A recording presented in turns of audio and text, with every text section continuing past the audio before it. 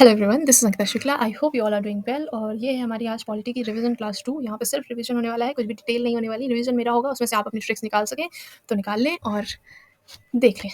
ठीक है, तो आज हम पढ़ने वाले हैं शेड्यूल्स एंड उसके बाद में पढ़ेंगे सोर्सेस।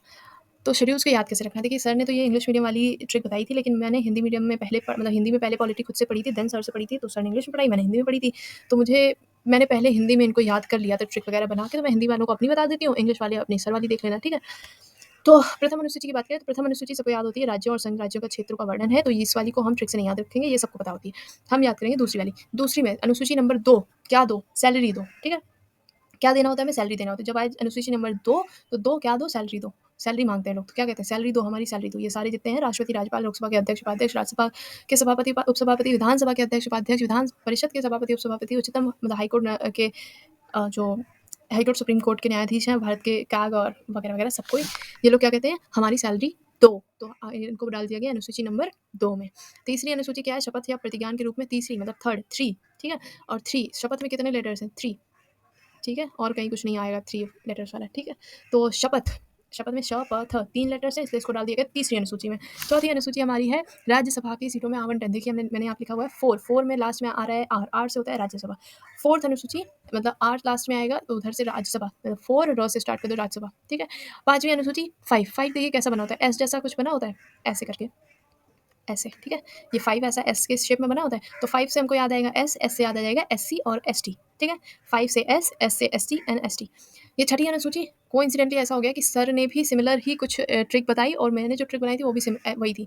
तो वही नहीं थी, उसी से मिलती जुलती कुछ थी। तो मैंने इसमें बनाया था कि हम लोग एटीएम में मनी लेने गए और वहाँ से मनी छाट छाट के लिए आए। ठीक है, हम लोग एटीएम में मनी लेने गए और वहाँ से मनी छाट छाट के लिए आए। तो क्या हो गया? असम, मेघालय, त्रिपुरा, मिजोरम। कैसे याद करेंगे? अ से असम एटीएम, ए टी से त्रिपुरा, एम से मिजोरम। तो एटीएम में मनी लेने गए, एटीएम में मनी लेने गए, मेघालय, म से मनी, म से मेघालय। ठीक है, लेकिन हम मनी छाट लाए, छाट से छठी। और अगर मनी छाट लाए तो मणिपुर इसमें नहीं है, याद रखना। मनी तो हम लोग छाट लाए, तो मणिपुर कैसे हो जाएगा इसमें? तो मनी नहीं है, बाकी हम सब कुछ छाट लाए।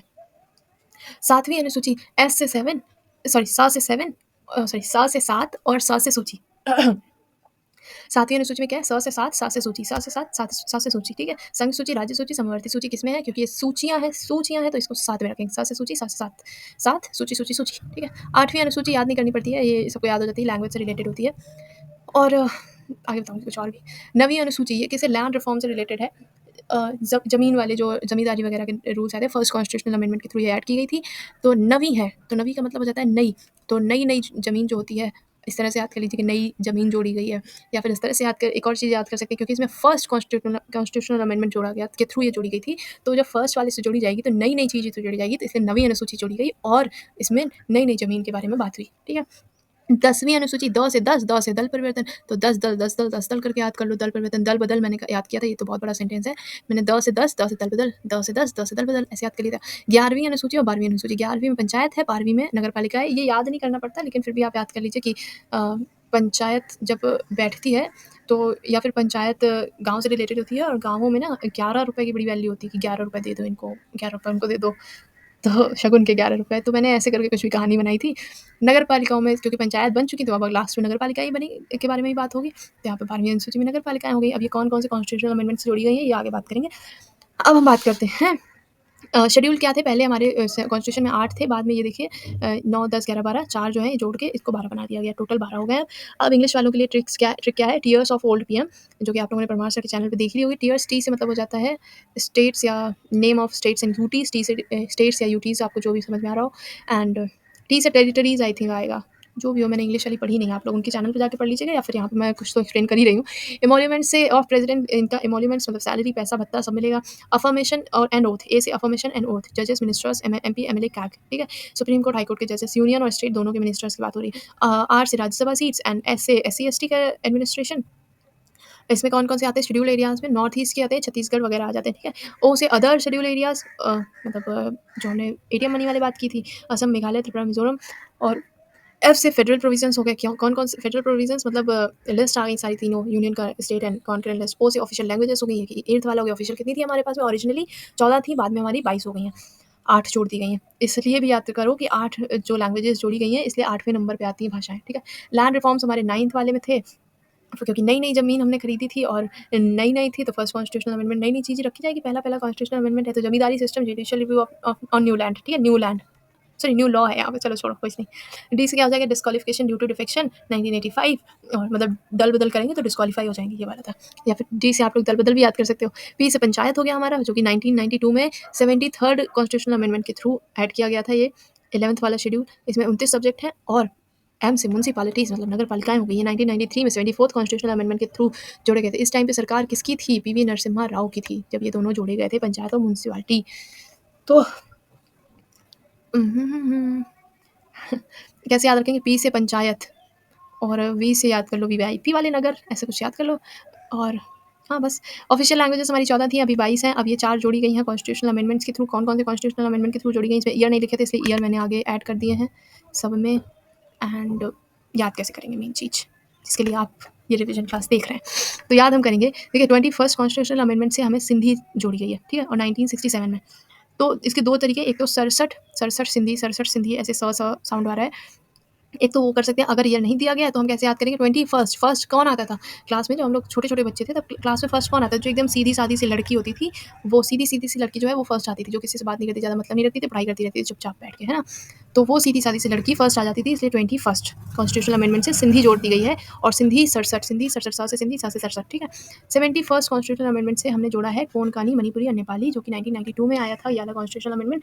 अब हम इसको कैसे याद रखेंगे? देखो 71 को हिंदी में बोलते हैं 71, 71 से साउंड आ रहा है इकट्ठा, ठीक है? हम इकट्ठा करें, तो हमने क्या करा, 71 साउंड आ रहा है, 71 से इकट्ठा साउंड आ रहा है, तो इकट्ठा क्या इकट्ठा कर रहे हैं? मनी इकट्ठा कर रहे हैं, ठीक है? क्या इकट्ठा कर रहे हैं? मनी इकट्ठा कर रहे हैं। आपने पूछा कौन इकट्ठा कर रहा है मनी? भाई कौन? कौन इकट्ठा कर रहा है मनी? तो मैंने कहा नेपाली, नेपाली जो है वो इकट्ठा कर रहे हैं मनी। अब आप कहेंगे नेपाली इकट्ठा क्यों कर रहे हैं मनी? तो आप उनसे पूछिए जाके, मेरे से क्यों पूछ रहे हैं? तो नेपाली मनी इकट्ठा कर रहे हैं। आपने पूछा कौन इकट्ठा कर रहे हैं? तो मैंने कहा नेपाली इकट्ठा कर रहे हैं। इकट्ठा कर रहे हैं इसलिए 71 में आ जाएँगे, और 92 है। जब भी कहीं मनी की बात आती है, पता नहीं क्यों यहाँ पे लास्ट में 2 आ जाता है, 2 न 9 2, ठीक है? या फिर आप इस तरह से याद कर रहे हैं कि मनी ना दो, ठीक है? इस तरह से कुछ भी करके याद कर लीजिए। फिर हम करेंगे 92nd कॉन्स्टिट्यूशनल अमेंडमेंट, जिसमें जुड़ी गई हैं बोडो, डोगरी, मैथली, संथाली, ठीक है? अब इसमें कैसे याद करेंगे? ये 2003 में आया है, इसमें कैसे याद करना है? इसमें देखिए बोडो में आ रहा है 2, डोगरी में भी आ रहा है 2, ठीक है? मैथली में भी आ रही है थाली, और संथाली में भी आ रही है थाली। तो किसी ने कहा कि 2-2 थाली-थाली, मतलब 2 थाली-थाली 2, 2 थाली 2। तो मैं कहूँगी भैया 2-2 थालियाँ क्यों चाहिए तुम्हें? तुम एक ही थाली लो। तो मैं कहूँगी ना दो। मतलब कोई आया मेरे घर में, मेरी मम्मी से कह रहा है 2-2 थालियाँ दे दो, तो मैं कहूँगी नहीं मम्मी ना दो, 2 थाली ना दो। इनको 2 थाली तो बिल्कुल ना दो, ठीक है? तो बोडो, डोगरी, मैथली, संथाली, 2003 अपने हिसाब से याद करना। 96 कॉन्स्टिट्यूशनल अमेंडमेंट क्या है? ये इसकी कोई खास ट्रिक नहीं है, उड़िया है। अगर इस तरह से याद कर सकते हैं, ओ रिया, मतलब ऊ वाली रिया, वो वाली रिया, ठीक है? ऊ वाली रिया जो है वो नहीं अच्छी है, नहीं अच्छी, न से 9 अच्छी 6, 90 से न छी 9 6 9 6 नहीं अच्छी है, तो ओ रिया नहीं अच्छी है। तो आप इस तरह से याद कर सकते हैं, लेकिन इसकी कुछ खास वो है नहीं, याद हो जाता है। ये 2011 में हुआ था, ये भी आप अपने आप से याद करेंगे। क्लासिकल लैंग्वेजेस 6 हैं टोटल हमारे पास में, 6 क्लासिकल लैंग्वेजेस हैं। कौन सी हैं? ये बड़ी अच्छी ट्रिक सर ने बताई थी। तू शुरू तो कर, मैं आर्या, तू शुरू तो कर, मैं आर्या। तू से तमिल, शुरू से संस्कृत, तो से तेलुगु, देखिए ता से 2 ही हैं, तेलुगु तमिल दोनों, कहीं कहीं पे कोई भी रख दो, कोई फ़र्क नहीं पड़ता है। कर कन्नड़, एंड मैं से मलयालम, आर्या से उड़िया। ओरिया क्यों लिखी? उड़िया होगी, ठीक है? Subject of life stock and animal husbandry, ये कहाँ आता है? State list. अच्छा, हम लोग अब लिस्ट पढ़ने वाले हैं। कितने टाइप की लिस्ट होती हैं? यहाँ पे तो 3 है, लेकिन एक और लिस्ट होती है जिसे कहते हैं रेसिडुअरी लिस्ट। उसके बारे में लास्ट में पढ़ेंगे, पहले हम इसको पढ़ेंगे। देखिए सेंट्रल लिस्ट, सेंट्रल के पास में सेंट्रल जिन पे रूल बना सकती है वो होती है यूनियन लिस्ट। स्टेट जिन पे रूल बना सकती है वो होती है स्टेट लिस्ट, और दोनों जिसमें रूल्स बना सकते हैं वो होती है कॉन्करेंट लिस्ट। लेकिन जो ऐसे मुद्दे हैं या जो ऐसे टॉपिक्स हैं, जब कॉन्स्टिट्यूशन बनाया गया होगा, ज़रूरी तो नहीं है कि तब सारे टॉपिक्स कवर हो गए हों। उन लोगों ने भविष्य के लिए एक चीज़ ये छोड़ी कि अगर मान लो फ्यूचर में कुछ ऐसा टॉपिक ऐड होता है जो कि ना इसमें है, यूनियन लिस्ट में है, ना गवर्नमेंट वाली स्टेट लिस्ट में है, ना ही कॉन्करेंट लिस्ट में है, तो उस पे रूल कौन बनाएगा? तो इन्होंने एक रेसिडुअरी लिस्ट के नाम से एक कॉलम छोड़ दिया कि जितने भी नए टॉपिक्स आएँगे, वो इसमें लिखते चले जाएँगे, और इन पे जो रूल्स है वो यूनियन बनाएगा। यहाँ पे यूनियन को पावर, संघ को, सेंटर को पावर ज़्यादा दे दी गई है कि सेंटर बनाएगा, सेंट्रल गवर्नमेंट पे लॉज़ बना सकती है, ठीक है? तो अब हम इनको देख लेंगे कौन-कौन आ रहे हैं। देखिए जितने बड़े-बड़े हैं वो आते हैं यूनियन लिस्ट में, जैसे defence, banking, currency, foreign affairs and communication. अब फॉरेन अफेयर्स कौन-सा स्टेट सँभालेगा? यूनियन ही तो, सेंट्रल गवर्नमेंट ही तो सँभालती है। डिफेंस भी वही सँभालती है, बैंकिंग भी वही, करेंसी भी वहीं से छपती है। कहाँ यूपी की अलग करेंसी कहीं छपती है? नहीं छपती है। स्टेट लिस्ट में कहाँ से आ जाएगा, अलग अलग चीज़ें, जैसे कि पुलिस, यूपी पुलिस, हमारी पुलिस के उसमें यूपी पुलिस लिखा होता है ना। एग्रीकल्चर, हमारे यहाँ स्कीम्स जो आती हैं एग्रीकल्चर के लिए यूपी गवर्नमेंट अलग से दे सकती है ना। इरिगेशन एंड ट्रेड, ट्रेड दोनों में आता है, हाँ ट्रेड यहाँ पे आ गया, यहाँ पे भी है। कॉन्करेंट लिस्ट, एजुकेशन, एजुकेशन नहीं एडुकेशन, ठीक है। एडुकेशन, फॉरेस्ट भी कॉन्करेंट लिस्ट में आ रहा है, मैरिज भी कॉन्करेंट लिस्ट में आ रहा है। अब देखो कॉन्करेंट लिस्ट है, 2 लोगों का इन्वॉल्वमेंट है, मैरिज 2 लोगों की होगी, एडॉप्शन के लिए 2 लोगों को होना ज़रूरी है, सक्सेशन सब इसी में आ रहा है। चलो अब ये याद कर लेंगे, हो गया हमारा। क्या आज पढ़ रहे थे हम लोग, शेड्यूल्स हमारे पूरे याद हो गए हैं। अब हम लोग पढ़ेंगे सोर्सेज, बहुत जल्दी जल्दी कंप्लीट करेंगे। सोर्सेज देखिए, गवर्नमेंट ऑफ इंडिया एक्ट 1935, ये गलत लिखा है यहाँ पे, इसको करो 35, क्या है ये गलत लिखा हुआ है, इसको हटा दो, यहाँ पे लिख देना 35, ठीक है, लिख ही देती हूँ मैं।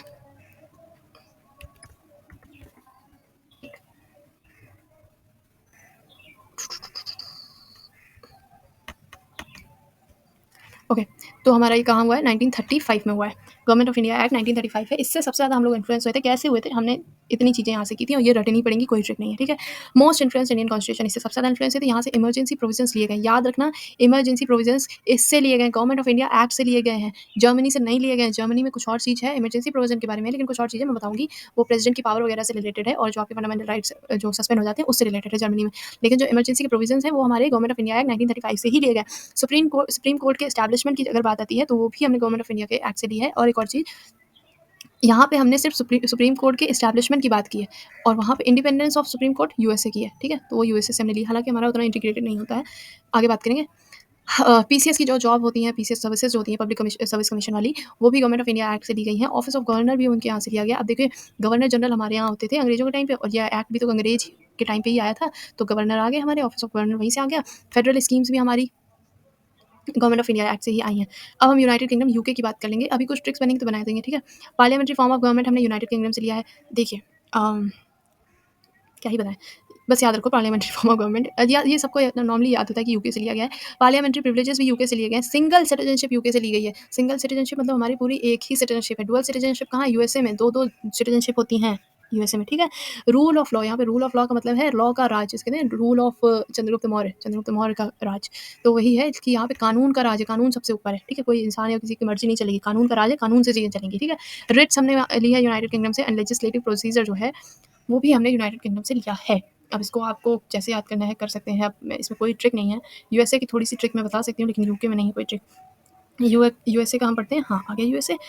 अमेरिका में आ रहा है साउंड अमीर, ठीक है, तो अब आप यहाँ से रखेंगे अमीर को याद। एक प्रेसिडेंट समझ लीजिए, मान लीजिए कोई प्रेसिडेंट, ठीक है, हालांकि यूनाइटेड स्टेट्स ऑफ अमेरिका से हमने प्रेसिडेंट का पद नहीं लिया, फिर भी हम याद करेंगे कि प्रेसिडेंट, ठीक है, एक प्रेसिडेंट जो कि बहुत अमीर है, ठीक है, लेकिन उसको पता चला कि जो अगला प्रेसिडेंट बन रहा है वो इलेक्ट होकर नहीं बन रहा है, वो ऐसे ही बने जा रहा है फ्री में। तो उसका दिमाग ठनक गया कि मैं इलेक्ट होके आया था, वो ऐसे ही मतलब कैसे सोर्स पावर से कैसे बना जा रहा है। तो इन्होंने सोचा ये तो फंडामेंटल राइट्स, हमारे फंडामेंटल राइट्स का उल्लंघन है, हालांकि ऐसा कुछ नहीं है, लेकिन फिर भी हम कहानी याद करें, इसका वास्तविकता से कोई लेना देना नहीं है। आगे बहुत सारी ऐसी चीज़ें आएंगी जो मैं कहानी के तौर पर याद करूँगी, तो उसका कुछ रियल नहीं समझते हैं, ठीक है। तो एक अमीर प्रेसिडेंट थे, उन्होंने लगा कि फंडामेंटल राइट्स का उल्लंघन हो रहा है, इसलिए उन्होंने कॉन्स्टिट्यूशन खोला कि देखें कहाँ क्या रूल्स लिखे हुए हैं। तो इन्होंने प्रियम्बल देखा, तो प्रियम्बल उन्होंने देखा कि चलो अच्छा, प्रियम्बल में इतनी अच्छी-अच्छी चीज़ें लिखी हैं, देखो हम प्रियम्बल दिखा के न्याय माँगने जाएँगे, तब इन्हें पता चला कि नहीं, प्रियम्बल तो जस्टिसेबल नहीं है, हमने ऊपर पढ़ा है। तो फिर उन्होंने कहा चलो छोड़ो, बाकी का देखते हैं हम अपना कॉन्स्टिट्यूशन। फिर इन्होंने बाकी का कॉन्स्टिट्यूशन देखा और ये रियलाइज़ किया कि सुप्रीमेसी ऑफ कॉन्स्टिट्यूशन है, मतलब सबसे सुप्रीम जो है वो कॉन्स्टिट्यूशन है, कॉन्स्टिट्यूशन के ऊपर कुछ भी नहीं आएगा। तो इन्होंने कहा कि हाँ, तो इसका मतलब हमें न्याय मिल सकता है। फिर इन्होंने देखा कि जो हमारी जुडिशरी है वो भी इंडिपेंडेंट है। तो इसका मतलब जो जुडिशरी जज और न्यायालय के जितने काम होते हैं उनमें सरकार का कोई हस्तक्षेप नहीं हो सकता है। तो उन्होंने कहा ये भी इंडिपेंडेंट है, इसका मतलब अब तो मुझे पक्का-पक्का न्याय मिल ही जाएगा। तो इन्होंने सोचा कि चलो जुडिशियल रिव्यू ले ही लेते हैं। तो ये जुडिशियल रिव्यू लेने चले गए। वहाँ पे जाके इन्होंने कहा कि भैया हमें इक्वल प्रोटेक्शन ऑफ लॉ चाहिए। क्यों इक्वल प्रोटेक्शन ऑफ लॉ चाहिए? क्योंकि जो हमारा election of head of state, जो हेड ऑफ स्टेट है, हम तो इलेक्ट होके आए थे, अगला वाला इलेक्ट होके आने को तैयार नहीं है, वो तो ऐसे ही सोर्स पावर से आ रहा है, तो हमें चाहिए। तो सुप्रीम कोर्ट सोचेगा कि ऐसा तो कुछ हो नहीं रहा है, ये तो फालतू के एलिगेशंस लगा रहे हैं। तो सुप्रीम कोर्ट सोचेगा कि ये हो गया है पागल और दिवालिया। तो जब पागल और दिवालिया हो जाता है प्रेसिडेंट, या प्रेसिडेंट को इसी बेसिस पे तो हटाया जा सकता है, इम्पीच किया जा सकता है।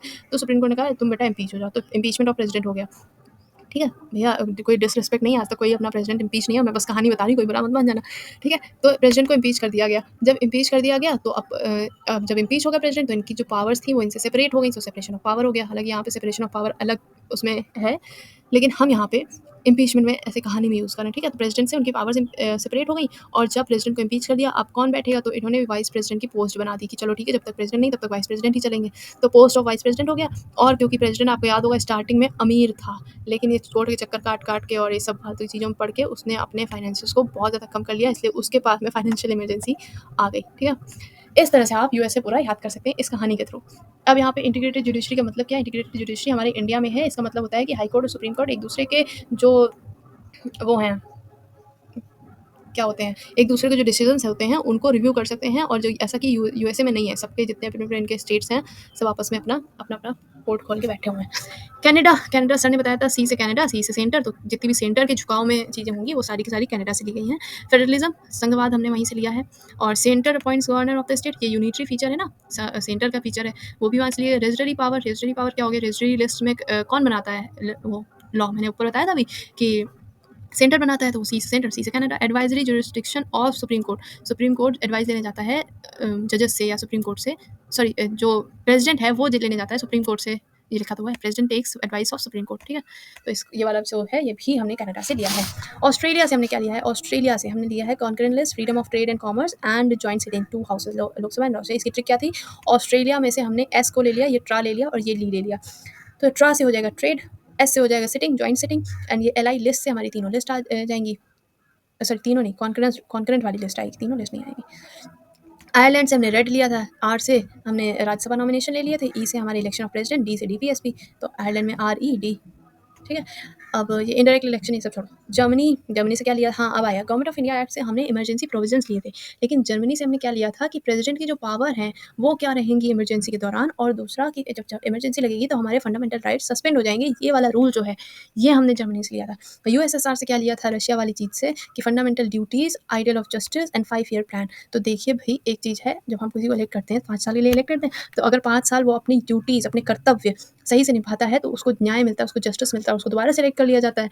तो इस तरह से याद कर लीजिए यूएसएसआर का, ये तीनों एक साथ हैं कर्तव्य। और आपने देखा होगा कि वहाँ पे काफ़ी डिसिप्लिन है, यहाँ तक कि आपने कभी भी पुतिन को देखा हो, हालांकि यूएसएसआर का एक पार्ट है रशिया, पहले यूएसएसआर था, तो अगर आपने पुतिन को देखा हो वो काफ़ी डिसिप्लिन में और काफ़ी अपनी ड्यूटीज़ के प्रति कर्तव्यनिष्ठ होते हैं, मतलब ऐसे होते हैं। तो ड्यूटीज़ आपने रशिया से ली हैं या फिर यूएसएसआर से ली हैं, रशिया नहीं बोलेंगे। फ्रांस से क्या लिया है हमने? Liberty, equality and fraternity. France से फ्रेटर्निटी, और जैसे ही हम फ्रेटर्निटी याद करते हैं हमें लिबर्टी, इक्वलिटी एक साथ याद आ जाती हैं। जापान से क्या लिया है? प्रोसीजर एस्टैब्लिश्ड बाय लॉ, कि या article 21, rights can not be snatched, मतलब जो हक है वो नहीं लिए जाएंगे। अब ये जो देखो, जो भी हो मुझे नहीं याद आ रहा है ये क्या है। गवर्नमेंट ऑफ इंडिया एक्ट 1935 से मैंने कहा institutional details, constitution of India and office of governor भी तो लिखा ही हुआ लिया गया है। बस कल पढ़ेंगे हम लोग यूनियन एंड टेरिटरी, आज का बड़ा छोटा सा वीडियो बनेगा, और यूनियन एंड टेरिटरी पढ़ेंगे, देखिए कितना बड़ा है, काफ़ी बड़ा है। सिटीजनशिप भी पढ़ लेंगे अगर हो सकेगा तो, हाँ सिटीजनशिप छोटा सा है, पढ़ लेंगे। ट्रिक्स बनाएंगे, फंडामेंटल राइट्स तो सर ने याद कराए थे, चलो कोई नहीं, बस आज के लिए इतना ही है, बाकी का कल पढ़ेंगे। तब तक के लिए टाटा बाय बाय, एंड पढ़ाई करते रहिए। मेंस आ चुका है, टेंशन ज़्यादा लेनी नहीं है, हालांकि मैं खुद ले रही हूँ टेंशन, लेकिन आप सबको नहीं लेनी है ना, ज्ञान देने में क्या जा रहा है। तो चलिए चलते हैं, बाय बाय, ऐश करिए सारे लोग और पढ़ाई करते रहिए।